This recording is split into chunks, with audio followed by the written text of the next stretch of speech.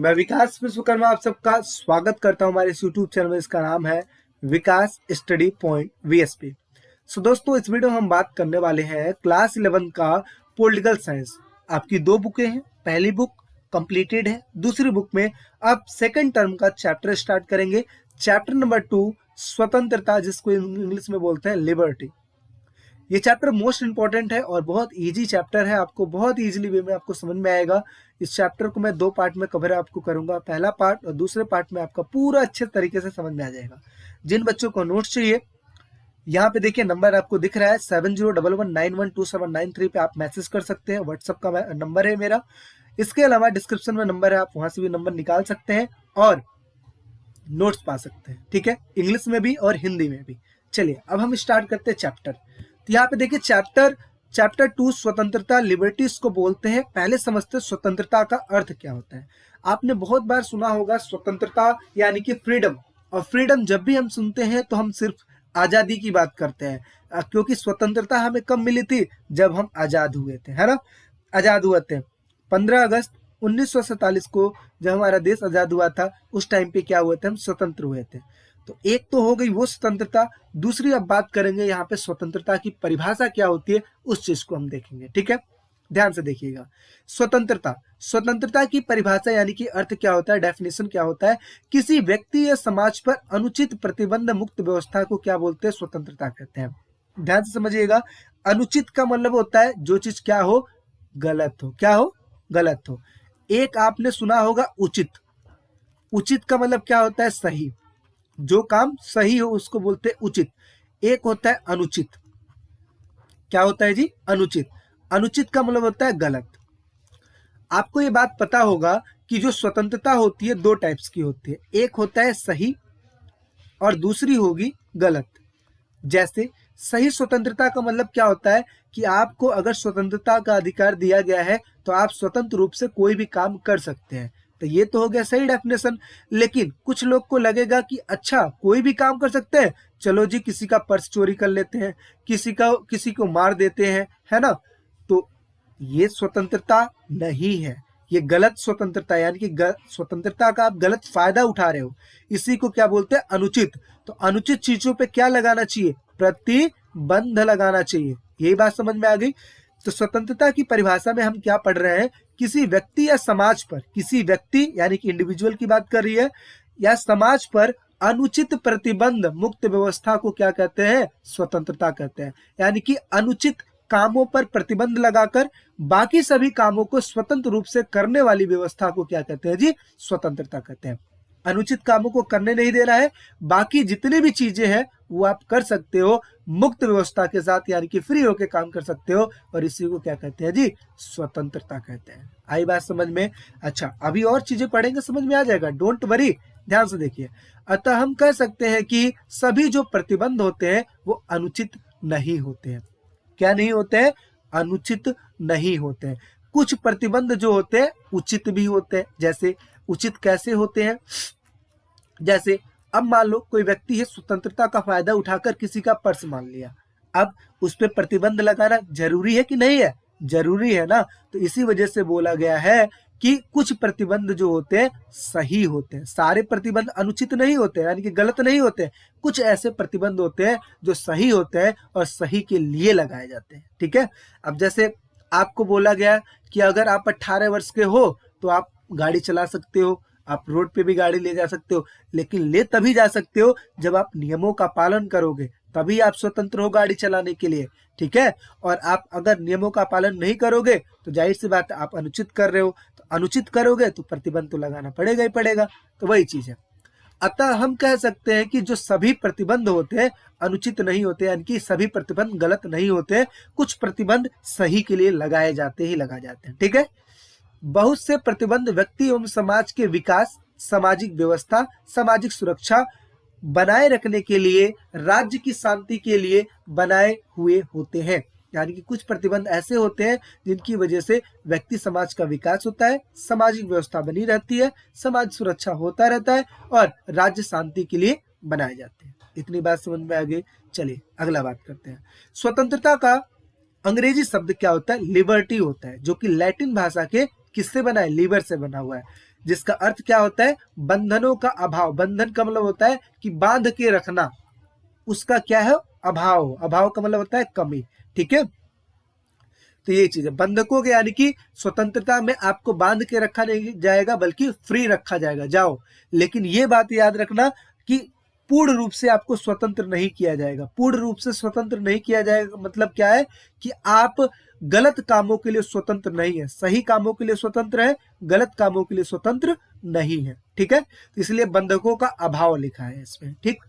आगे समझते हैं। दूसरे शब्दों में जो स्वतंत्रता होती है, स्वतंत्रता का अर्थ मानव को उस कार्य को करने का अधिकार है जो वह करने योग्य है। यानी कि व्यक्ति जो काम कर सकता है, उस समाज के भले के लिए हो, वो काम कर सकता है, उसका वो क्या है, अधिकार है। आगे क्या लिखा है, व्यक्ति की आत्म अभिव्यक्ति की योग्यता का विस्तार करना, ऐसी परिस्थितियों का होना जिसमें लोग अपनी प्रतिभा का विकास कर सके। यानी कि स्वतंत्रता दी जाती है जिसकी वजह से व्यक्ति अपनी आत्म अभिव्यक्ति जो होती है उस चीज को कर सकता है और साथ ही साथ हर परिस्थितियों का सामना भी कर सकता है, इसके अलावा अपनी प्रतिभा का विकास कर सकता है। तो ये है स्वतंत्रता का डेफिनेशन। जो भी आपको इसमें से एक दो पॉइंट अच्छा लगे अपने हिसाब से उसको आप लिख सकते हो, क्योंकि इसमें सब पे डेफिनेशन लिखा हुआ है। आप पहला पॉइंट याद कर लो, मोस्ट इंपॉर्टेंट है, ठीक है। बाकी चीजें तो आपको समझ में ही आ गई है, आप लिख सकते हो, ठीक। आगे हम बात करते हैं, इंपॉर्टेंट क्वेश्चनों की भी सीरीज आएगी जो आपको इसी व्हाट्सएप पे मिलेगी, ठीक है ना। व्हाट्सएप नंबर पे सारा चीज आपको मिलेगा। नेक्स्ट बात करते हैं। अब यहाँ पे हम देखेंगे जी स्वतंत्रता के प्रकार। क्या देखेंगे, स्वतंत्रता के प्रकार। तो ध्यान से देखिए, यहाँ पे पहला जो लिखा हुआ है वो लिखा है प्राकृतिक स्वतंत्रता। प्राकृतिक स्वतंत्रता वह स्वतंत्रता होती है जो कि हमें कहां से मिलती है, जन्म से ही प्राप्त हो जाती है। तो यही लिखा है, प्राकृतिक स्वतंत्रता वह स्वतंत्रता होती है जो कि जन्म से हमें प्राप्त होती है। दूसरा, व्यक्ति को अपनी इच्छा अनुसार कुछ भी करने की पूर्ण स्वतंत्रता है, लेकिन बशर्ते बात यह है कि वो स्वतंत्रता का गलत फायदा उठाकर कोई गलत काम ना करे। आगे, मानव के कार्यों पर किसी भी प्रकार का बंधक ना हो। मतलब क्या है, जो मानव है कोई भी कार्य कर सकता है, उस पर किसी का भी रोक टोक या बांधने वाली कोई भी ऐसी चीज ना हो। आगे, रूसो के अनुसार, रूसो एक प्रकार के विचारक है, ठीक है, फिलोसफर है। बेसिकली आप इस फिगर में आप देख सकते हो, इमेज में आप देख सकते हो, ये है रूसो, जिनका जन्म 28 जून 1712 में हुआ था। कहाँ हुआ था, जिनेवा में हुआ था, यानी कि स्विट्जरलैंड में हुआ था, ठीक है। और इनकी डेथ हुई थी 1778 में, इनकी डेथ हुई थी, ठीक है।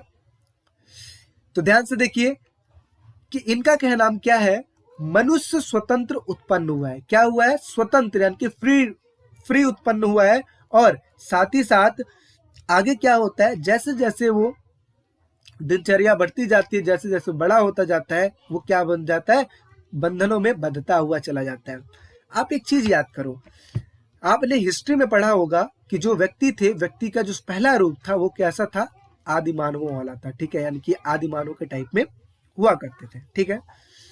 तो उस टाइम पे ज्यादा जनसंख्या थी नहीं, आदि मानव भाई फल खाया करते थे, रहते कहीं पे भी थे, कैसे भी अपनी जिंदगी व्यतीत करते थे, वो स्वतंत्र थे कोई भी काम करने के लिए। लेकिन हमने क्या देखा, जैसे जैसे मनुष्य डेवलप होते चले गया, उसका दिमाग डेवलप होते चला गया, मनुष्यों ने क्या किया, विभिन्न प्रकार के नियम बना लिए। आज आप देखते हो एक देश बन गया है, एक देश में विभिन्न प्रकार के राज्य बन गए हैं, एक राज्य में विभिन्न प्रकार के अपना जिला बन गया है, विभिन्न प्रकार के ग्राम बन गए हैं, विभिन्न प्रकार का ब्लॉक बन गया है, विभिन्न प्रकार की गलियां बन गई है कि नहीं है।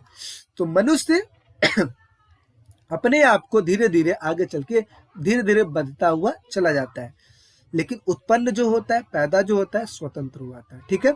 इतनी बात समझ में आ गई। ये कहनाम किसका है जी, ये रूसो का कहनाम है। मनुष्य स्वतंत्र उत्पन्न हुआ है, परंतु प्रत्येक स्थान पे वो धीरे धीरे बढ़ता हुआ चला जा रहा है। आई बात समझ में।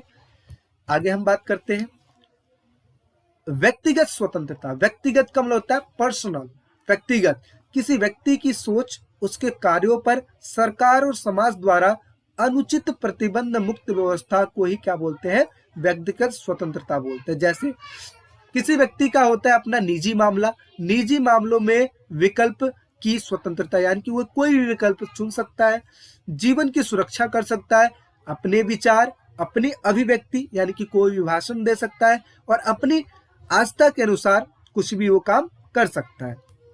इसकी क्या है, इसको स्वतंत्रता है।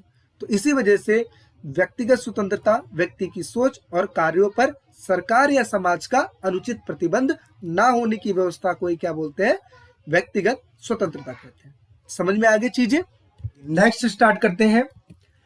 अगला यहाँ पे लिखा है कि राजनीतिक स्वतंत्रता। ध्यान से सुनिएगा।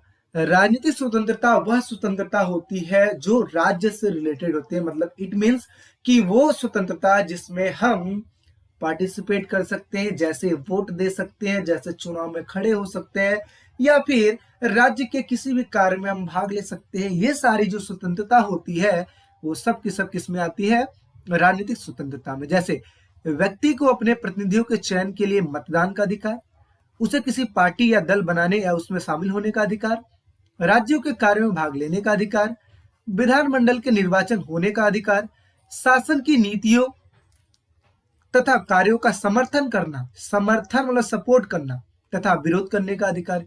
ये सारी चीज हमें कहाँ मिलती है, राजनीतिक स्वतंत्रता में मिलती है। विरोध भी कर सकते हो आप, अगर सरकार की नीतियां अच्छी नहीं लग रही है, विरोध भी कर सकते हो और समर्थन भी कर सकते हो। तो ये सब के सब किसमें आती है, हमारी राजनीतिक स्वतंत्रता में आती है। नेक्स्ट बात कर लेते हैं। अगला लिखा है आर्थिक स्वतंत्रता। आर्थिक जहां पे आ जाए समझ जाओ पैसे से रिलेटेड है, यानी कि हमारे आर्थिक चीजों से रिलेटेड है, यानी कि व्यक्ति स्वतंत्र है कोई भी व्यापार चुनने का, कोई भी पेशा चुनने का, किसी भी चीज का उत्पादन करने का, किसी भी चीज का वितरण करने का, हर एक चीज के लिए वो स्वतंत्र है। तो देखिए क्या लिखा है, भूख निर्धनता से मुक्ति के लिए, यानी कि इनसे छुटकारा पाने के लिए कोई भी व्यक्ति कोई भी प्रकार का व्यापार व्यवसाय चुनने का अधिकार है। वस्तुओं के उत्पादन तथा वितरण के लिए भी उसके पास अधिकार है, यानी कि वह स्वतंत्र रूप से ये सारा काम कर सकता है। आर्थिक स्वतंत्रता हो गई।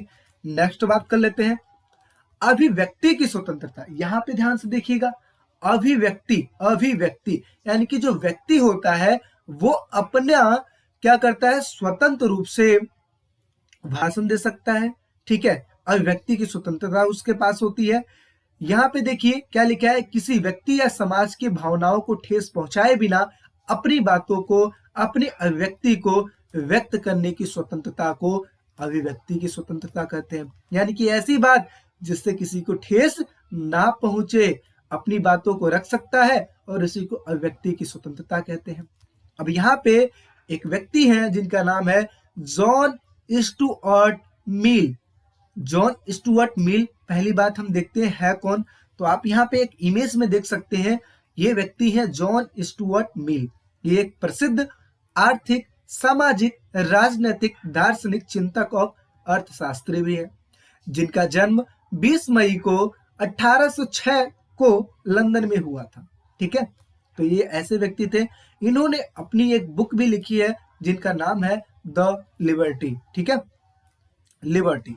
तो यहाँ पे देखिए जॉन स्टुअर्ट मिल ने अपनी पुस्तक ऑन लिबर्टी में सबल तर्क रखते हुए, सबल का मतलब होता है स्ट्रॉन्ग, यानी कि वो तर्क जिसमें दम हो, सबल तर्क रखते हुए अभिव्यक्ति की स्वतंत्रता पे इन्होंने अपना जिक्र किया है।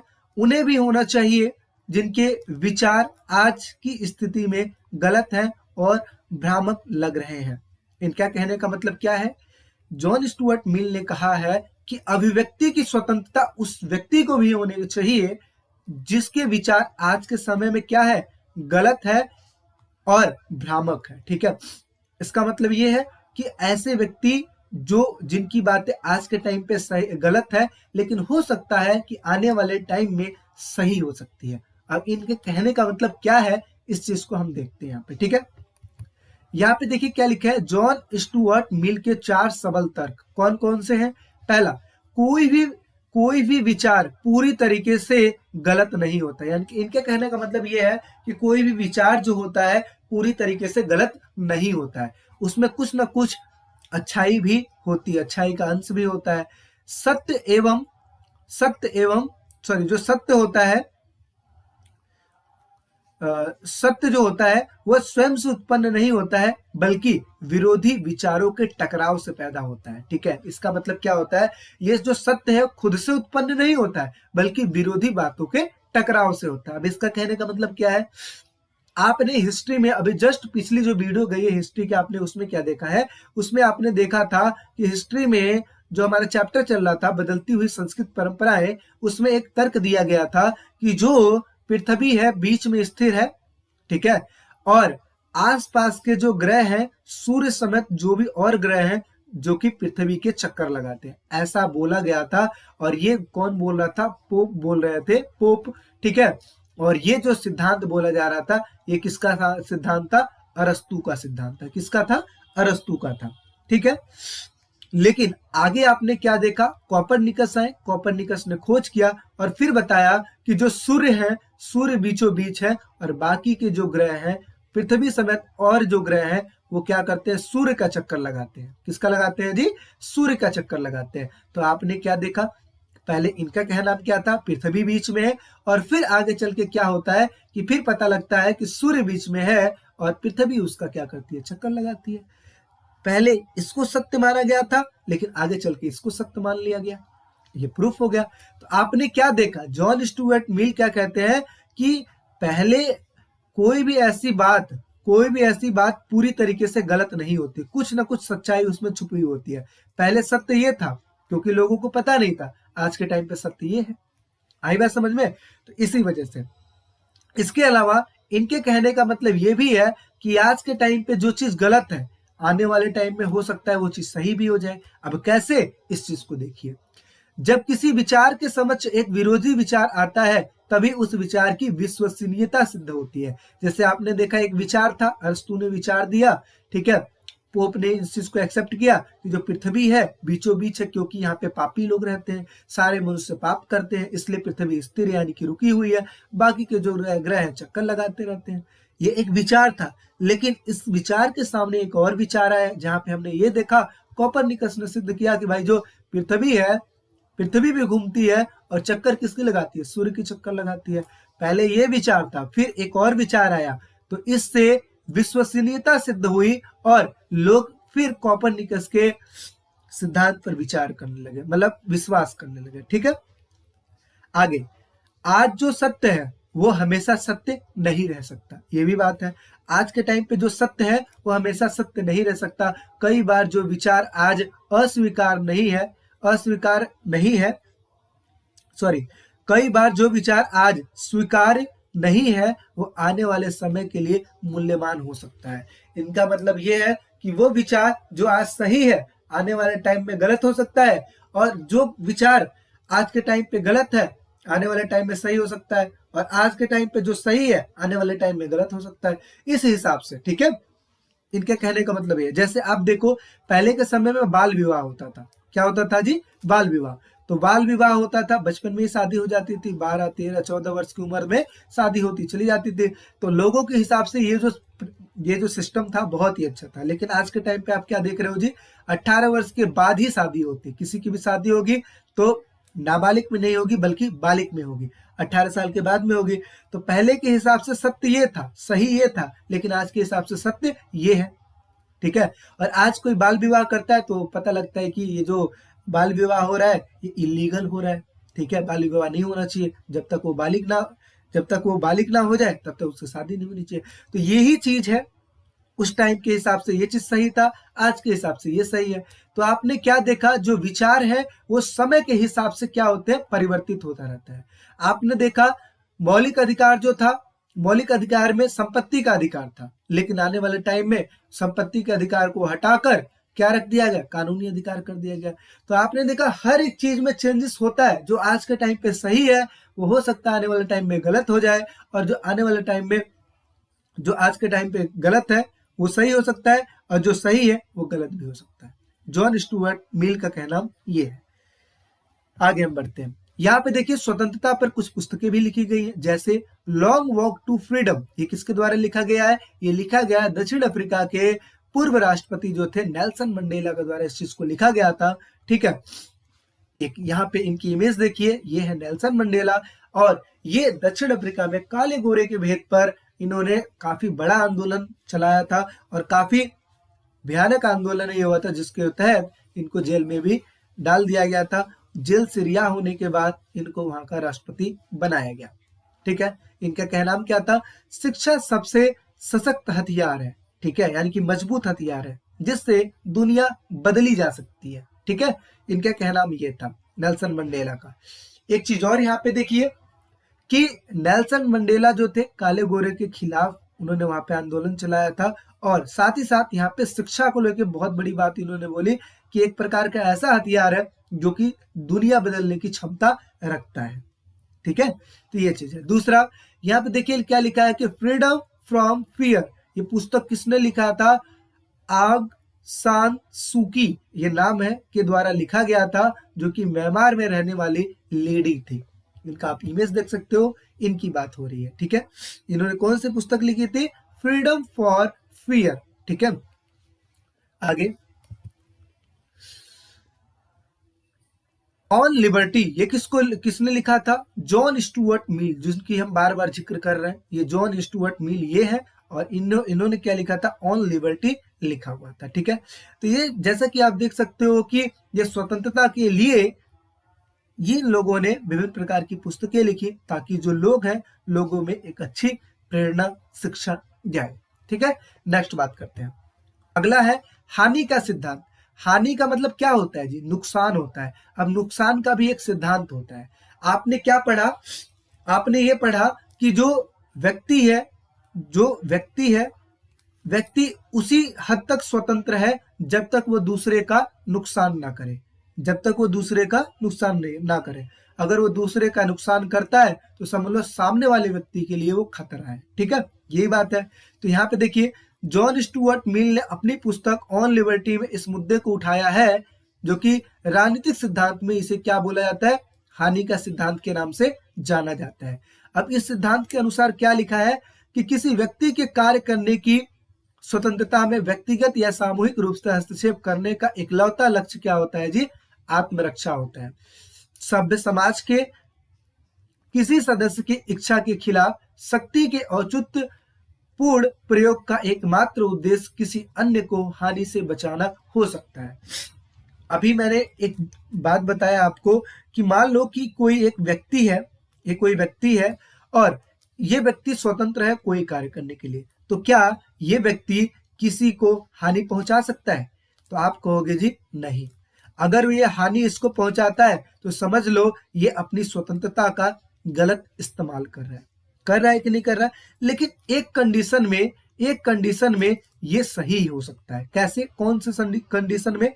तो यहाँ पे अगर दूसरा व्यक्ति इस व्यक्ति को नुकसान पहुंचाता है तो पहले वाले व्यक्ति के पास भी ये स्वतंत्रता है कि इस व्यक्ति को नुकसान पहुंचा पाए। जाहिर सी बात है, अगर ये डंडा लेके आपको मारता है तो जाहिर सी बात है पहले वाला व्यक्ति भी उसको मारेगा, क्योंकि भाई वो भी स्वतंत्र है उस चीज को रोकने के लिए। तो एक तो कहता है हानि का सिद्धांत ये कि सामने वाला व्यक्ति अगर आपका नुकसान कर रहा है तो आप अपनी बचाव के लिए उसका नुकसान कर सकते हो। एक चीज और है, दूसरी चीज ये कि अगर मान लो कि ये किसी दूसरे व्यक्ति को प्रताड़ित कर रहा है, यानी कि नुकसान पहुंचा रहा है, तो इस स्थिति में आप इस व्यक्ति को बचाने के लिए इसका नुकसान कर सकते हो, लेकिन काफी हद तक नहीं। ठीक है, और ये चीज लीगली होना चाहिए। मतलब क्या है कि ऐसा नहीं कि शौक में कर दिए मार दिए इसको, नहीं, ऐसा कुछ नहीं है।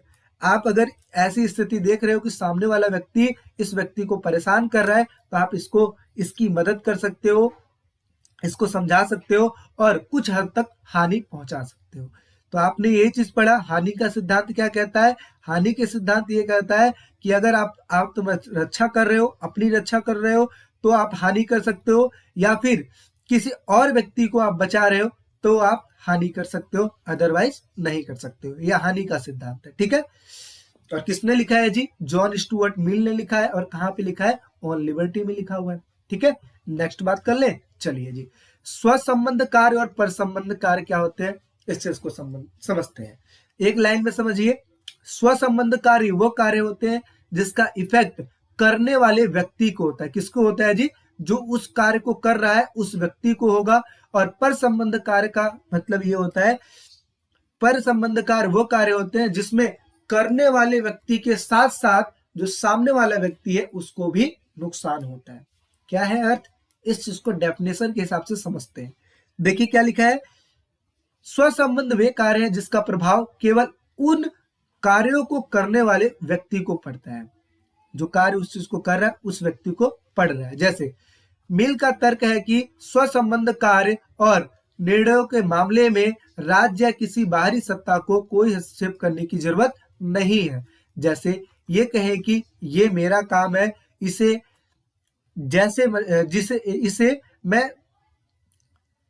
मैं वैसा करूंगा जैसा कि मेरा मन हो। परंतु ये सभी स्वसंबंध कार्य होंगे, ये तभी स्वसंबंध कार्य होंगे जब इसका प्रभाव किसी अन्य पर न पड़े। जैसे आप देखते हो स्वसंबंध कार्य कौन से कार्य होते हैं, ये वो कार्य होता है जिसमें जो व्यक्ति करता है उसके ऊपर है। जैसे आप देखते हो, आपने देखा कि एक व्यक्ति है जो कि शराब पीता है। अब ये व्यक्ति क्या करता है, ये शराब खरीद के लाता है और अपने घर में लाकर एक रूम में अपना सोते टाइम पी के सो जाता है। ठीक है, अब आपने क्या देखा, ये व्यक्ति जो है ये शराब पी रहा है।